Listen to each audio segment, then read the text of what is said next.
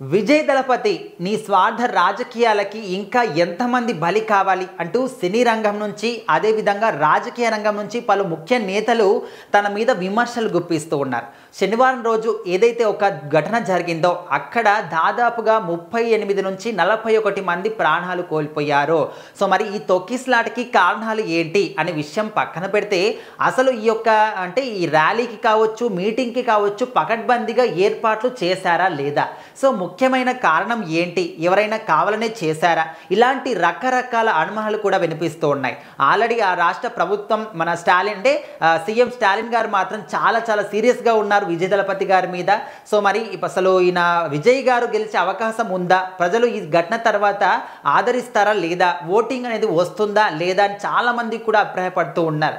So ముఖ్యంగా స్టాలిన్ గారు ఏం చెప్తూ ఉన్నారంటే రాష్ట్ర వ్యాప్తంగా తమిళనాడు రాష్ట్ర వ్యాప్తంగా కూడా ఇప్పటి వరకు ఎంతోమంది వచ్చారు, ఎంతోమంది రాజకీయ నాయకులు వచ్చారు, ఎన్నో రాజకీయ సభలు కానీ, ర్యాలీలు కానీ, మీటింగులు కానీ చాలా జరిగాయి.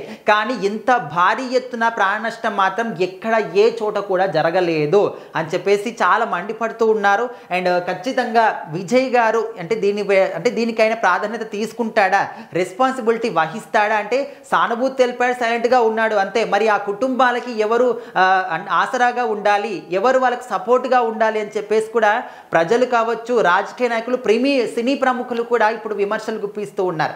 అయితే ఇక్కడ కొంతమంది మనకు హీరోయిన్ ఓవియా తెలుసు, మరి తను తన సోషల్ మీడియా అకౌంట్లో ఒక పోస్ట్ పెట్టింది, ఖచ్చితంగా ఇలాంటి వారిని అరెస్ట్ చేయాలి అనే విధంగా పోస్ట్ పెట్టినప్పుడు మన విజయ్ గారి ఫ్యాన్స్ అందరూ కూడా తనకు వ్యతిరేకంగా కింద కామెంట్ పెట్టడం ఘోరంగా మాట్లాడారనమాట. సో ఇంకా ఆ ఘోరమైనటువంటి కామెంట్లు చూడలేక ఓవియా ఏదైతే పోస్ట్ పెట్టిందో ఆ పోస్ట్ని వెంటనే డిలీట్ చేశారు. సో ఆ తర్వాత కాయద్ లోహర్ అనే ఒక హీరోయిన్ పేరు మీద తనకు ఫేక్ అకౌంట్ అనమాట, తన పేరు మీద ఫేక్ అకౌంట్ క్రియేట్ చేసుకొని దాని ద్వారా కూడా నీ స్వార్థ రాజకీయాల కోసం ఇంకా ఎంతమంది బలి కావాలి, నా సన్నిహితులు కూడా ప్రాణాలు కోల్పోయారని చెప్పేసి దాంట్లో ఒక పోస్ట్లో రాసిందనమాట. సో దీనికి కాయద్ లోహర్ గారు కూడా స్పందించారనమాట. సో ఇది మాత్రం నా అకౌంట్ కాదు, నా పేరును ఉపయోగించుకొని ఎవరో కావాలని ఇదంతా కూడా చేస్తున్నారు, ఈ విధంగా పోస్ట్ పెడుతున్నారని చెప్పేసి తను కూడా స్పందించారు. సో ఏదేమైనప్పటికీ కూడా విజయ్ గారు మాత్రం దీనికి ఖచ్చితంగా ఎవరైతే కుటుంబాలు ఉన్నారో ప్రాణ నష్టమైన కుటుంబాలు వాళ్ళందరికీ సపోర్ట్గా ఉండాలి. సో మరి చాలా రకరకాల కారణాలు కూడా వినిపిస్తూ ఉన్నాయి.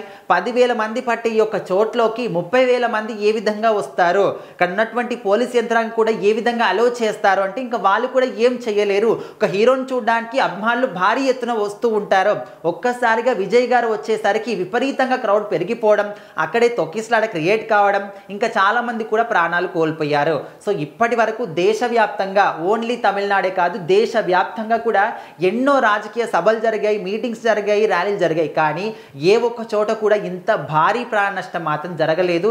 సో మరి ఇది ఖచ్చితంగా దేశవ్యాప్తంగా ప్రతి ఒక్కరు కూడా ఆలోచింపదగ్గ విషయం అనమాట.